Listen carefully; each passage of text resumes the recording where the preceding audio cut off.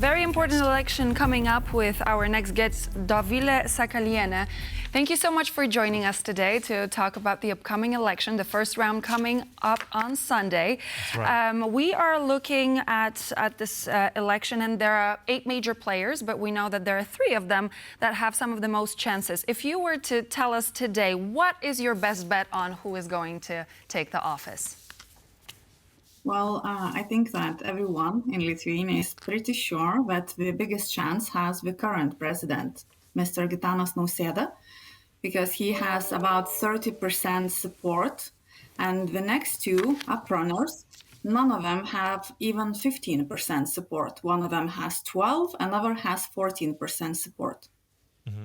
Now, also, Dovile, it's interesting because, I mean, if we look at Constitution, the president's main duties are very much looking at foreign policy, is also the head of the armed forces, so very much a high-profile position, especially now looking at the threats coming from Russia. But even if we look, as you said, those are the 2 candidates, can we, even if we do expect an upset, or maybe we will see an upset in the first or second round, how do they differ on policy?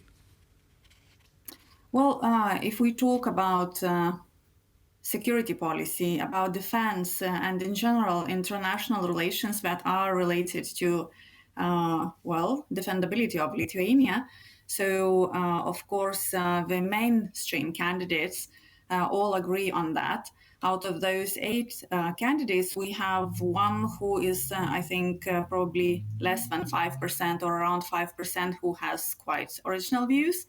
But when we talk about the current president, the prime minister, or the third of the uprunners, lawyer Ignas Vėgėlė, they both agree about the main direction of Lithuania, that we have to strengthen our defense, that we have to invest in our defense and raise the percentage of GDP to defense. So I think this is pretty similar. Mm-hmm. Okay, so no upsets there. But also, I think, I'm just curious as well, looking at, there's another issue very much on the cards, and we have this concept of this referendum. I think that's also being voted on this weekend. So tell us a little bit about that and what could potentially be those outcomes affecting Lithuanians. Well, I really hope that it is successful this time. I myself also support it. The essence of the referendum is that the citizens of Lithuania who have also a second citizenship of the countries that are of the friendly countries, well, basically NATO alliance and the partner countries, could retain Lithuanian citizenship or regain it if they got a second citizenship of those countries. Because we have a situation where, hundreds of Lithuanians lose their citizenship automatically if they become citizens of another country, because our constitution does not allow for that. And we, I think, should correct that, because we don't really have so many Lithuanians that we could afford to lose some, especially those that still really want to keep patriotic connections with their motherland. Mm-hmm. So as we're looking at this referendum and what is it going to entice, we know that that Lithuanian citizens will not be able to retain their citizenship if they are also nationals of Russia or Belarus or any other political, military, economic or other alliances established on the basis of the former USSR. This is definitely something that is going to ruffle some feathers.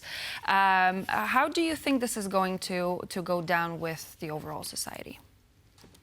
Well, I think society in general is really supportive, and I don't think it should ruffle any feathers, at least in Lithuania, or at least when we talk about majority of the citizens. It would be sort of weird to have law on restrictions related to war in Ukraine, to aggression, continuing aggression of Russia, and the happy support of Belarus in that aggression, if we would be happy also to have double citizenship of Russian and Belarusian citizens with Lithuanian citizenship. Mm-hmm. That I don't think corresponds to our national security interests, and of course majority of our society understands that. But as you know, propaganda is also very active, and Russia has been known to try to interfere with electoral processes in Lithuania, not the first time.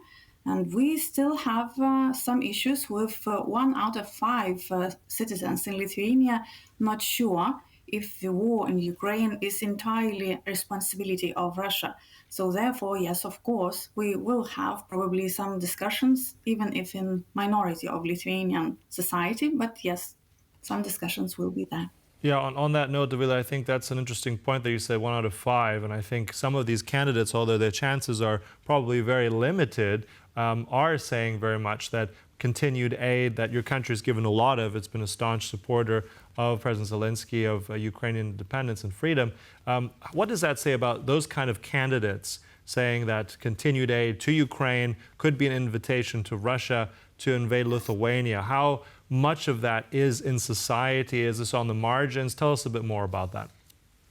Yeah, I'm sorry for smiling, but I mean, that's the reaction it provokes in absolute majority of our citizens.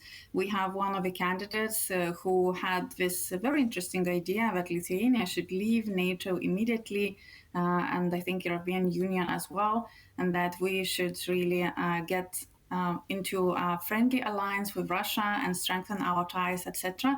But I mean, I was also in the studio when the debates on defense and security were happening. All the 8 candidates were there, and everyone in the studio except for that candidate was feeling awkward, embarrassed, or smiling when he, spread ideas like that. So I don't think that he's going to really get more support than those 5 or something % that he does have now.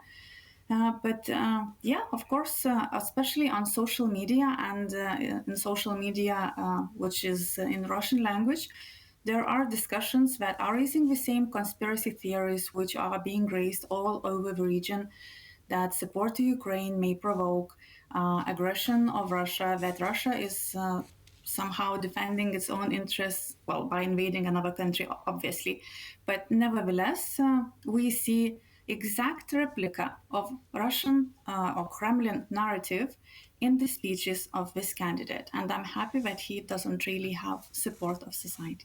Right. As a final question, I just wanted to quickly ask you about whether or not you feel that the country is ready for this election in terms of the hybrid warfare, because we know that there have been tensions.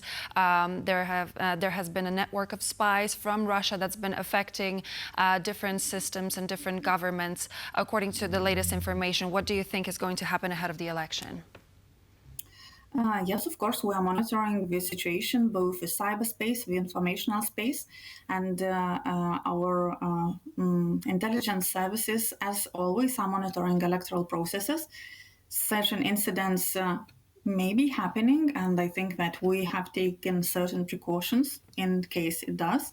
But when I look through the numbers of people who used possibility to vote beforehand, there were huge lines actually in the centers of the city where the cabins for the preliminary voting beforehand were erected. So I think that already the active participation of the citizens shows that it is important and people are expressing their opinion.